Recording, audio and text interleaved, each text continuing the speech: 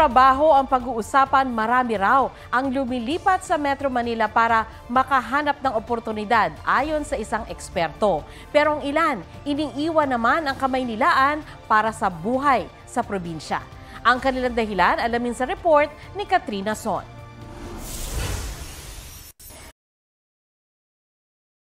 Sa Caloocan ipinanganak at nakapag-aral si Mikey Basa. Dito na rin siya nakahanap ng trabaho. Pero ang kanyang mga magulang kinailangang bumalik sa kanilang probinsya sa Southern Leyte. When my dad had brain tumor and then wala na kaming pambayad ng renta sa bahay and such, so nauna silang lumipat dito sa probinsya. Nang magkapandemya, bumalik na rin si Mikey sa probinsya at doon na nagtrabaho. I decided to live here in the province.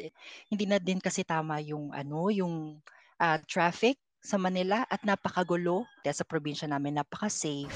2007 naman mula nang magtrabaho sa Metro Manila si Toto Madayag at ang kanyang asawa. Pero habang lumalaki ang kanyang anak, mas naramdaman daw nila ang kaibahan ng buhay dito sa lungsod at sa probinsya. Sasawa ka lang. I think there was one time na there were several times na 5 p.m. yung out ko sa office pero around like 8 or 9 p.m. na ako nakaka-uwi.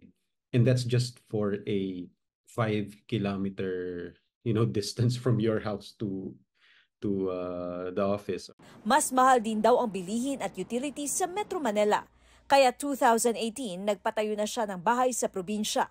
Everything's a lot cheaper here sa province kasi nga this is a farming community, so minsan nanghihingi na lang kami ng ng kangkong, ng sili haba dito kung saan merong may tanimin. Fresh yung air, hindi dikit-dikit yung mga bahay.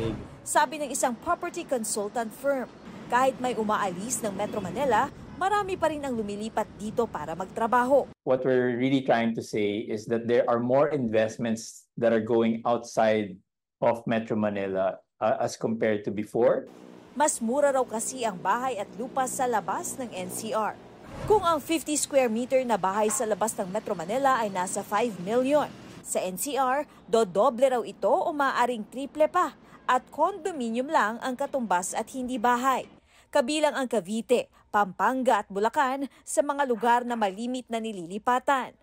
Ang work from home setup naman noong pandemya, naging oportunidad daw para sa iba na magtrabaho sa labas ng NCR. People have also realized that they have other means of making money outside of the usual employment. So ngayon, they are more comfortable investing in condos or houses outside of Metro Manila. Katrina Son, nagbabalita para sa GMA Integrated News.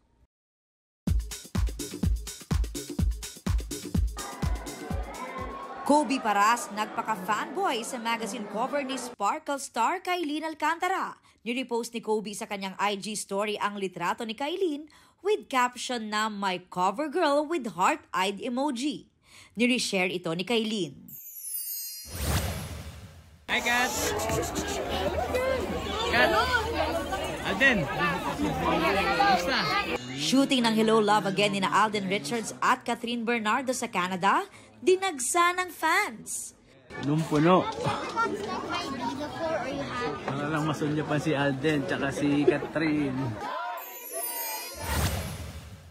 Kapuso It Girl Gabby Garcia, bibida sa kanyang first ever international film na Death March.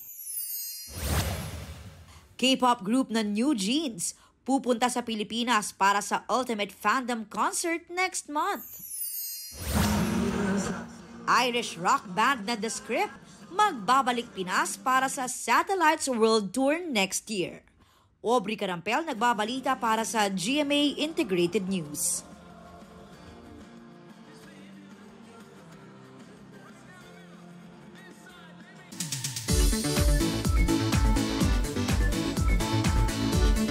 Swak sa quick vacation ang Kalangaman Island sa Leyte na itinuturing na isa sa pinakamagandang sandbar sa bansa. At sa haba nito, hindi ka mabibitin. G tayo riyan kasama si Oscar Oida. Umuulan man, di natinag ang grupong ito na gumala. At ang kanilang destination, Guys, we're finally here! ang isla ng Kalanggaman sa Palumpon, Leyte. Let's go, Kalanggaman! Para sa kanila, ito ang pinakamagandang sandbar na kanilang napuntahan. May habang 753 meters ang isla. Walang naninirahan dito kundi dinarayo lang ng mga turista. Bago makapunta, kailangang mag-secure ng reservation mula sa tourism office ng bayan. May mga cottage o tipi huts na pwedeng rentahan. Pwede ring magkayak. Literal ding mabubusog sa tropical dishes. Siyempre, want to sawang swimming. Oscar Oida, nagbabalita para sa GMA Integrated News. Huwag magpahuli sa mga balitang dapat ninyong malaman. Mag-subscribe sa GMA Integrated News sa YouTube.